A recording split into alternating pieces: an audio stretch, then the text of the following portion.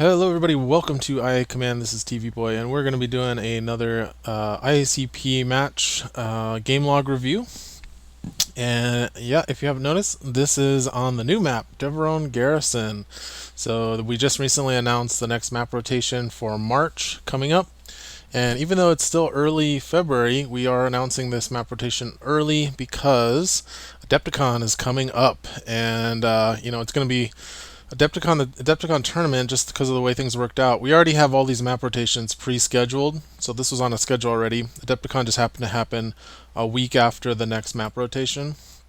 So we wanted to give people a chance to practice on it, so it's not like so new that nobody knows how to play on it going into the tournament. But yeah, so we've already got some players. Let's see, today is Tuesday. The announcement, it was announced yesterday.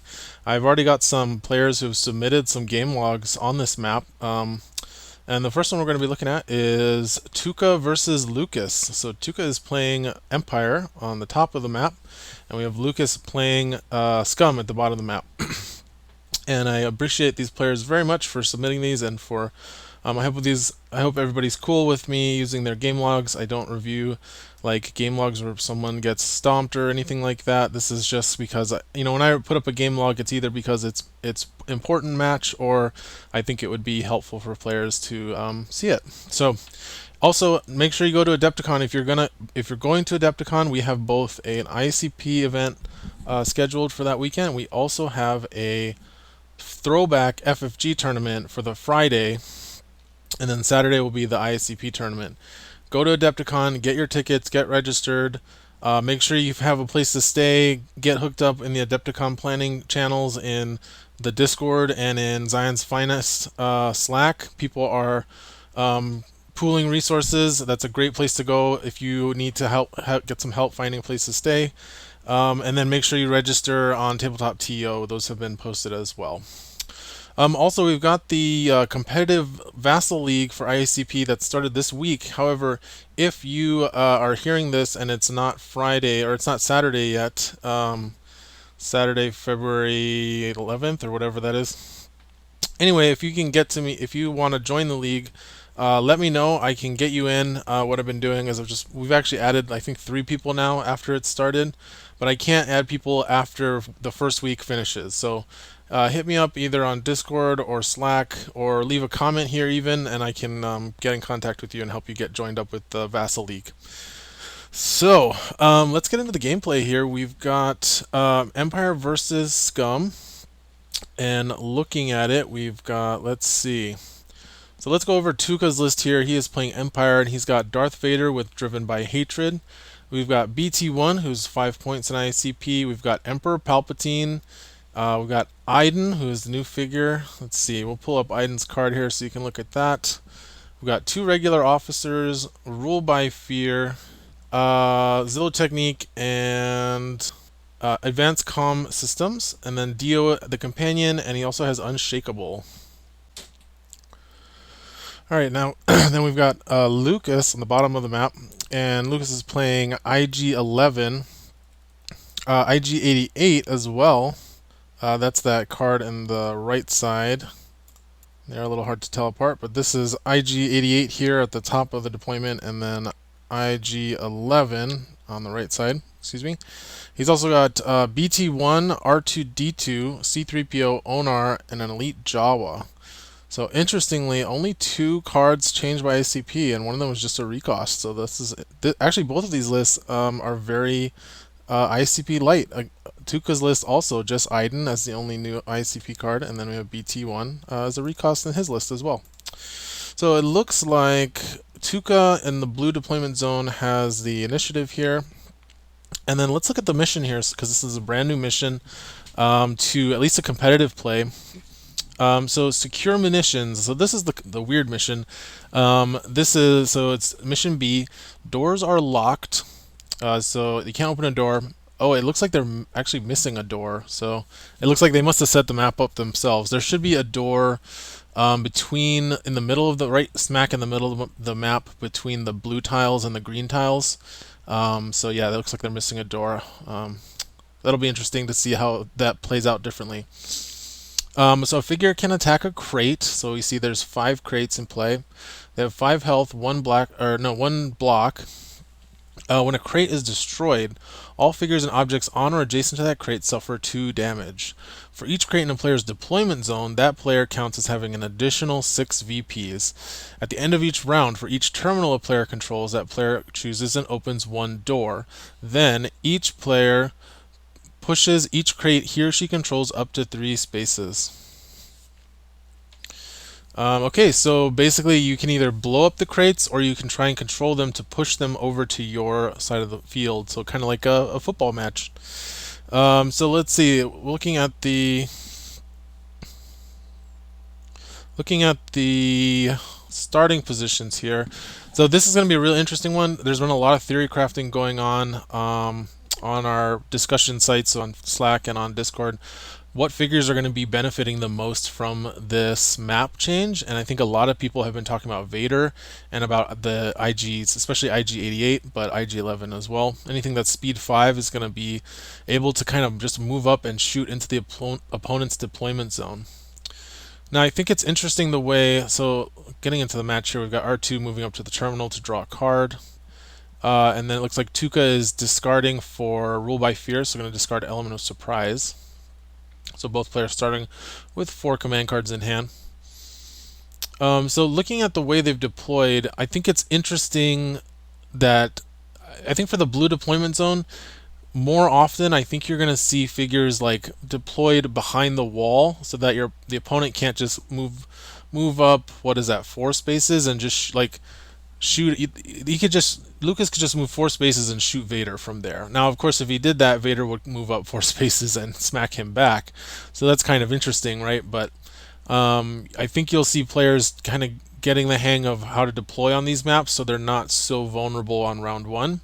But I think you're also going to just see a lot of fighting on round 1 compared to what we usually see in Skirmish, where round 1 you're usually setting up your focuses and your power tokens, your card draw, your positioning, etc., etc. I think there's going to be a lot more action on this map than what we're often used to seeing in Skirmish. So, we've got Tuukka activating a officer here, going to move Vader up 2 spaces, and then going to go control the terminal. And we've got, there's Dio appearing on top of Iden, so that's her companion droid. Now we've got 3PO going to focus Onar and move over to R2 space, which is interesting. So I'm not going to get a lot of use out of distracting there, but going to have 3PO back away from the action. BT activating, is he opening the door? So those doors are locked. So this is going to be fun. I mean, it's a brand new map. Players are going to just be learning it. You're going to see stuff like this because on the other mission A, the doors are not locked. You can just open them. So I think that's where the confusion is coming from here. There we go. I think Lucas, or probably somebody noticed that the doors are locked. So not going to be able to open that door this round. We're going to have to wait till the end of round 1. And these are really the guinea pigs that we all get to watch play this map for us, so we can kind of see how it works.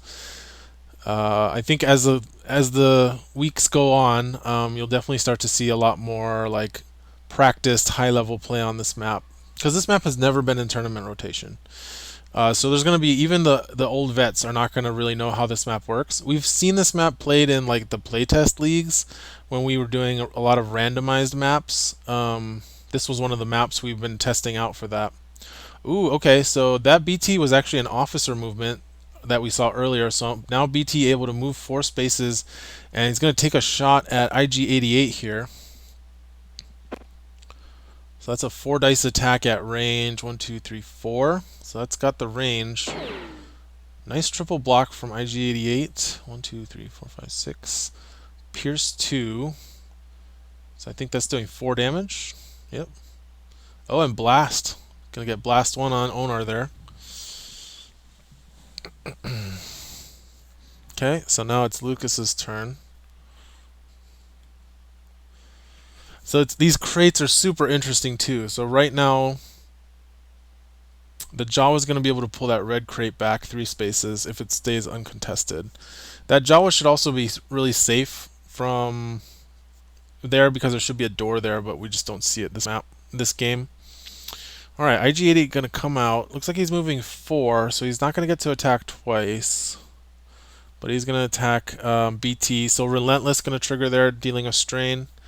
Going to take that as damage, and it looks like he's rolling red, red, green, green? No, red, red, green. Okay. Doesn't have a reroll. So that's going to be 5 damage to BT. And then he's going to move back behind Onar. So nice body blocking there, although that's not going to body block for Vader if he does get up there. Alright, so now we've got Iden activating. So we'll pull up her... oops, I'm not clicking on the right screen. We'll pull up her card here just so you can see it. I don't know if you can see it that well, but that's her. And then actually let's pull up Dio as well for people. There's a good spot. There we go. So that's her companion droid. So you can see it has the attached ability. So whenever Iden exits her space, she can drag Dio along with her. I don't know if Tuukka's doing that. I'm imagining he's just going to figure out her movement first. Also keep in mind with these Vassal log reviews, I'm just clicking through each action they're taking, but it's not in real time. So he might be moving Iden really quickly around on the screen with the keyboard shortcuts. So yeah, Dio's going to move with her. So Iden and Dio are both under that blue crate in the middle room. And let's see, did he use Droid Kit? Oh, I keep clicking on my OBS display. Looks like he didn't use Droid Kit yet, but I would imagine he's going to give her a power token.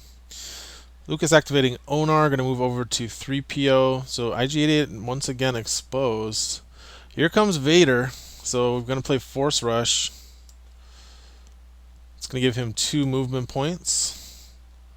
He's already moved 2 spaces forward with the officer, so looks like he's going to be able to get an attack off here against IG-88. Ooh, so he's going to save some movement points with face to face. Oh no, he's going to... Oh, I see. So he has 1 movement point left. Interesting placement there. So he's going to go for IG-88. So Vader, this is regular Vader, of course, not there's no IACP here. It's driven by hatred. So he's got +1 damage and a reroll. Ooh, that's a really bad roll from Vader.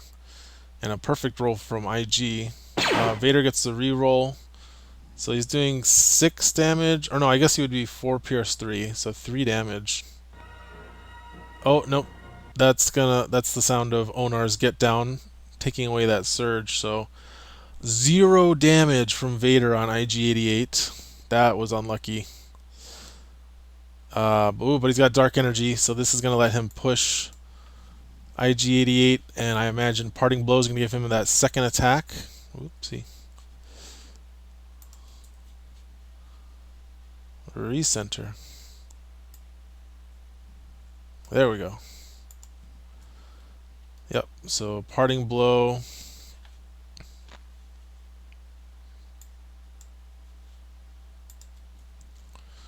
Getting played by Tuukka here on the Dark Energy push. So it's going to deal 1 damage with Dark Energy. And now, let's see if he rolls better. Oh, much better. And a much worse roll for IG-88. So that's going to be 5, 6, 7, 8. 8 Pierce 3. I think that kills IG-88. Goes for the reroll. Oh, IG-88 has 15 health. Sorry, I'm used to IG-11 having 12 health. So IG-88 gonna survive with 2 health, and that's gonna let Onar play extra protection to get that extra attack against Vader here. Focused Vader attack. Oh, that's unfortunate. So the timing there is so weird.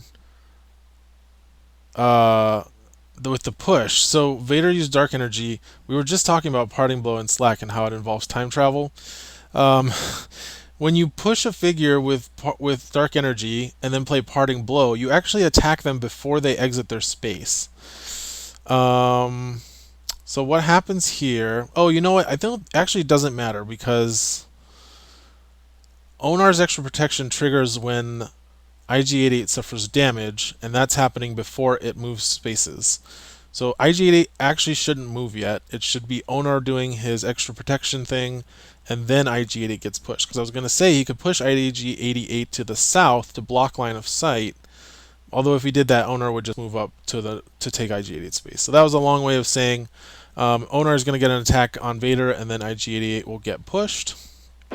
Focused attack from Onar. Oh yeah, I think you re-roll that evade on Vader's defense size. Really good. I think that's a perfect roll from Onar. That is a perfect roll. Yes. So yeah, you're gonna re-roll, gets a block. So pretty much the same thing. Onar is showing 10 damage, -3, so 7 damage going into Vader here from that attack. Ouch. So I think we thought that Vader was going to do a lot, but BT and IG-11 have not activated yet. I think Vader might have pounced a bit early here. So IG-11 playing guild programming on his rapid fire. This was recently nerfed from 1 point to 2 points. And I should say that we've been talking a lot on this channel about the recent nerfs on January 31st. That does not happen often in IACP. The last nerf we had was like a year and a half before that in Season 4, which was in like August 2020. So we don't often have to have those types of rebalances, but it's important to do them when they're necessary for sure. Alright, so this is IG-11. Let's bring his card up for people to look at. So you can see IG has a rapid fire with a blue-green-green attack, and then guild programming his unique command card is going to focus each of those rapid fires this activation.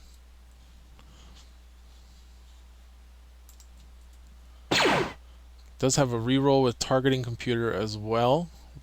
Another perfect roll from this attacker, so that's going to be 6, 7, 8, Pierce 1. Zillow's not been exhausted yet, so that's going to be 5 damage to Vader.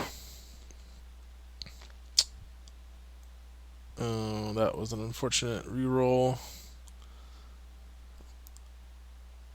And Tuukka played out his hand, so he has no fuel for Zillow. Gonna have to get a really good roll with Vader here to survive this one. Ooh, rapid recalibration. That's a new droid card from Season 5, so it looks like he's going to change probably the blue die to add a surge. To get that +2 through the evade. So now Vader gets to reroll. Let's see if he oh, I guess he's dead. Well, if he rerolled there and he got the 6, that would have been 1, 2, 3, 4, 5, 6, 7, 8. He would have lived. But yeah, Vader goes down there. Lukas taking the lead with 13 points. So now we see what happens when you rush Vader in on this map, especially if your opponent's got some strong scum figures.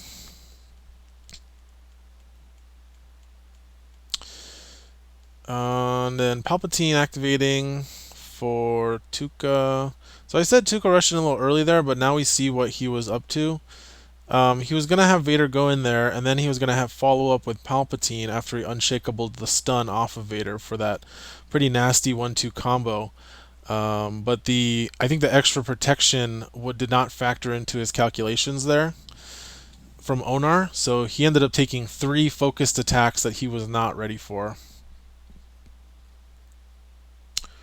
So Palpatine going to use Emperor to give an attack to BT here. Delete that. Ooh, not a great roll for BT. 1, 2, 3. Pierce 2. Zillow's not been exhausted yet, though. So I think that's 0 damage from BT. Oh, wait, where'd IG-88 go? Oh, what am I thinking? Zillow is not on Lucas's side.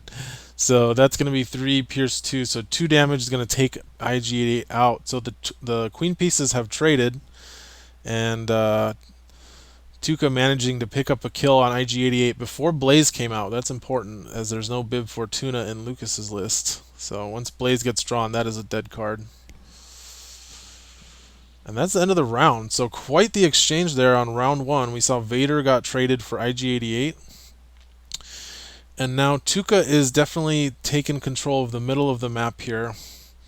But I feel like losing Vader was a big one. Bigger than it was for Lucas losing IG-88.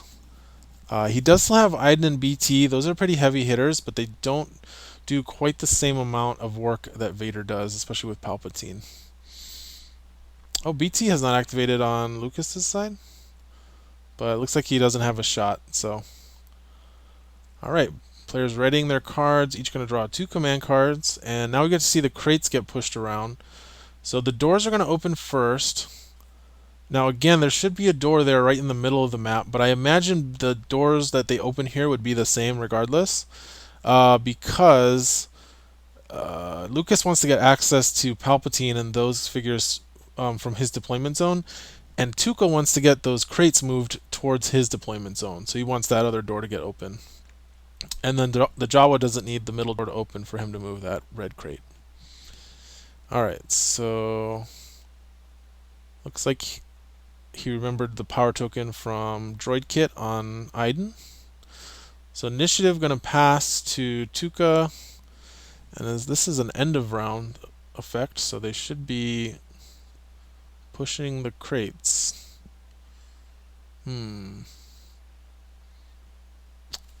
So Tuukka should be able to push those 2 blue crates, and Lucas should be pushing the red crate. Alright, but it looks like we're just going to go right into the activations here, so I'm not sure what happened. Then each player pushes each crate here, she controls up to 3 spaces. Because now those crates are right next to Tuukka's figures, where if they get attacked, they'll do damage to him. Okay, so looks like Palpatine hitting BT with some Force Lightning. So 4 damage and weaken, and then 1 damage to IG-11. He does have an Iden attack here with Emperor, so I imagine that's what's happening. So Iden using that pulse cannon, so we're going to double the effect of the damage power token. Also adds +4 accuracy. Oh, nice roll for Iden. 4, 5, 6, Pierce 1. So that's going to do 5 damage. He might be 1 short on the kill there. Or not. What am I... Oh, I'm missing the power token. So yeah, that kills BT with Iden, who is attacking with during the Emperor's activation. Emperor does have the power to command any unit without spending an action to attack. Alright, so it looks like IG-11 going to activate here. Some good positioning by Tuukka, staying behind that blocking terrain cross. You might not be able to see it on your screen, but Palpatine and Iden are both behind blocking terrain. But Tuukka's BT is a little more exposed, so IG going to target it with rapid fire. Nice thing here is if he kills BT with the first attack, he'll get to at least attack the officer with the second one. So good positioning there. I think in chess they call that a spear. I can't remember. So 4, 5, 6, 7. Good roll. I think that kills BT unless Tuukka pitches a card here. Okay, yeah, so Tuukka going to discard a card to Zillow Technique, the 1-point skirmish upgrade to add +1 block, which is going to allow BT to live with 1 health left, and so IG has to use a second attack to kill BT there instead of getting a free attack on the officer. That's the power of Zillow, of course, is you get to have really good control of how much damage your figures take, and oftentimes make them waste an action to kill your figures. So IG-11 moving back. It's an interesting spot for him. He does have Onar there, and then I think C-3PO is probably going to come up and give him distracting bonus, but Iden's definitely going to activate an attack here. Oh, no. Passed? Tuukka must have passed. That's interesting because that would have given. Oh, what's happening? Oh, okay, here we go. It looks like they remembered to push the crates. So officer's gonna activate actually. He's gonna go ahead and control these two crates. So that's good. Get that officer out of sight. He's now behind that blocking terrain square in the middle of that room, and poised to move those two crates into his deployment zone, which would give Tuukka a 12-point lead, as the red one's not going to move into the deployment zone for another turn. Okay, so R2 activating, going to draw a command card and move up to control the red crate. Looks like Tuukka is now passing because he's down to 2 activations and Lukas has 3. So gonna activate 3PO and focus Onar, and now is giving distracting to IG-11. So now Iden's gonna have to push through both the distracting bonus from 3PO, which adds an evade or a surge cancel, and also the get down bonus from Onar, which can add an evade or a block. So officer activating, that's the one over by the terminal. Looks like he's just gonna stay put. Onar gonna activate. Gonna double move over to the Jawa's space. Interesting. And again, there should be a door there. I'm gonna come out and take a shot at IG-11. Gets a damage power token from Dio. Gonna spend the token and double it with pulse cannon. And IG-11 rolling an evade. Gets an extra block from his innate block and then an evade from 3PO. But there's no surges to cancel on this attack. That's all damage. That's going to be 6 damage going into IG-11. Dio going to move back. Or excuse me, Iden going to move back. Dio going to keep moving forward. So that's one of the fun things with attached is Dio can follow Iden as she moves forward, and then if you want, when she pulls back, Dio can stay where he is and then activate and move forward. So Dio going to make an attack here. Let's look at Dio's card. There you can see it. He's got a yellow attack die. Oh, you can't see it because it's behind R2. Yellow attack die, white defense die. +1 damage, +2 accuracy, and surge for +1 damage and stun. But that's a big defense roll. That's not going to get any damage through, so Dio's just going to step back. That's the end of round 2. Going into round 3 here. Initiative going to pass back to Lukas, but first we're going to move some crates around. Oh, we do have the Jawa. Where's the Jawa going to go? Ah, he's going to run and contest the blue crates and keep Tuukka from dunking those. So nice block there by Lukas. And now we're going in round 3. So Lukas is going to get to push that red crate 3 spaces and is now preventing Tuukka from pushing those 2 blue crates by contesting them with the Jawa. Okay, Lukas getting initiative. Gonna activate IG-11. I imagine he's tempted here to not retreat IG-11 since IG-11 does have self-destruct protocol. And interestingly, that self-destruct protocol will deal damage to the crates. It won't destroy them, but it'll deal 3 damage out of 5. Okay, gonna attack Iden with double rapid fire, which could kill her if the dice go his way. I mean, there's 1, 5 damage. She's got 11 health, so he's gonna have to do better than that one. That's not gonna do it. Although he does have a reroll. Yeah, that's not going to do it. That's going to do 4 Pierce 1, so I think just 2 damage with Zillow Exhaust. And discarding targeting protocol. Oh, is this targeting network? This must be Dio. What's his name playing it? So he's going to reroll? Okay, rerolls, but same result with targeting network. So there's the Zillow Exhaust to reduce the Pierce to 0. And I'm going to take 2 damage from that. So IG-11 does not one-shot Iden with his rapid fire. Palpatine gonna activate. So Palpatine can kill IG here, and then give an attack to Iden to kill the Jawa. Because IG-11 has 5 health left, so Palpatine just needs to tempt and lightning. Oh, interesting. So he's going to... Looks like he's going to tempt Onar and then play Disorient to remove Onar's focus. And we saw how deadly Onar is with that focus token, so makes sense. And then he's probably going to have Iden kill IG. Oh, what's this off to the side? So this is being discarded for strain. Oh no, he's going to negate it. Is he negating it or is it strain? Did play negation, so disorient being negated. So ooh, that sucks because I think if Tuukka had known negation was going to come out, he would have probably tempted IG-11 and gone for the lightning kill there. So now he's going to have to use Emperor with Iden to attack IG-11. Again, remember this is Palpatine's activation. Oops, what is this? I have no idea how long that was there. I'm not getting her droid or pulse cannon ability here, since she did not have a token. 3, 4, 5, 6, so 4 damage.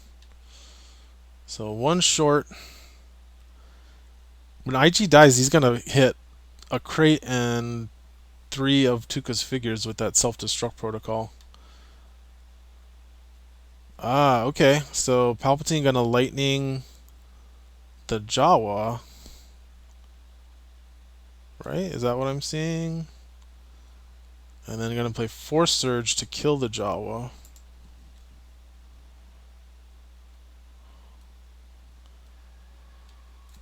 Yep, so lightning did 1 damage to the officer as well. Okay, so he's doing that so he can get Palpatine out of the way of self-destruct before he kills IG-11. So R2 going to draw a card. And now it looks like the officer is going to move Iden and declares an attack on IG-11. That's not going to do any damage. 3PO activating, playing Planning, it looks like. And discards Devotion.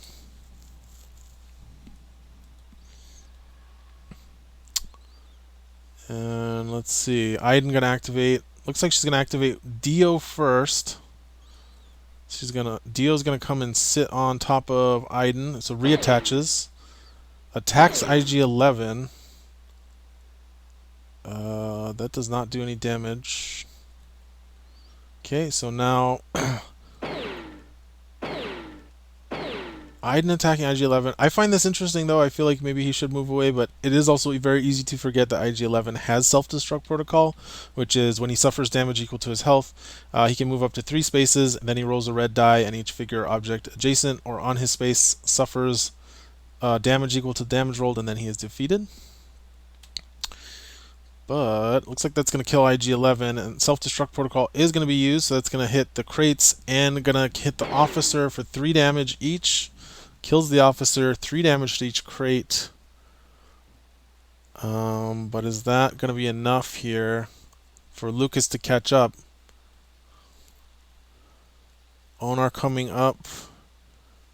Does have a shot at Palpatine? Oh, he's going to rush. Okay, so he moves and rushes, but no to the limit. But he is controlling the crates, so that's going to keep Tuukka from getting the win there, because those crates are worth 6 each. So if Tuukka scores those crates, the game's over. Officer going to come and push Palpatine back. And that's the end of the round. So those crates are not moving, but Lucas does get his crate in for 6 points. And initiative goes back to Tuukka, but Lucas down to just Onar. Really, while Tuukka still has Iden and Palpatine. He's probably going to activate Iden first. Ooh, second chance on Iden, I'm assuming. Yes, that's being played on Iden. So that's going to be tough. I don't think Onar can break through a second chance, unfortunately, by himself. Let's see. Looks like take into negation. So Lukas played take initiative, and Tuukka had negation for it. So Tuukka's going to have to activate first. He's going to activate... Okay, yeah, so now he has second chance on Iden. He's going to activate Palpatine first. Going to Force Lightning. Oh, they forgot to note the damage on the crates. So that's important. That's something to remember, is that they can take damage, and anything that deals damage to objects will deal damage to the crates as well. And that's an IG-11 does explode, so he would have dealt damage to the crates. So we've got an attack from Palpatine, which is 4 damage, Pierce 3. Palp did take a damage from his own Force Lightning there. And now we're having, it looks like Iden declaring an attack with Pulse Cannon. And I don't think Onar is going to be able to survive this one. So that was a lightsaber attack, Force Lightning, and a Pulse Cannon attack from Iden, all in one activation from Palpatine, which shows you why he is so strong. Please nerf. So I think that's going to kill Onar, bringing Tuukka to 35, and that is going to cut off any chances for Lukas to take this game back. That was a really good game, though. I thought really good play by both players. You can definitely tell we're still learning the map. We're still kind of learning some of the stuff here. Missing that third door. Hopefully that'll get fixed once the Vassal module gets updated and the automatic setup is included for Devaron Garrison. There's been a lot of Vassal module updates lately, so we haven't been pushing hard for that. But yeah, that's going to do it. Hope you guys enjoyed that game. We saw what Vader can do and also what can happen to him if he pushes too early. But also, Tuukka was able to take the game ultimately with Vader. Also, some really interesting plays with those crates, pushing them around. Love it. Really fun map. I hope you guys enjoyed this, and we'll see you later for the next one.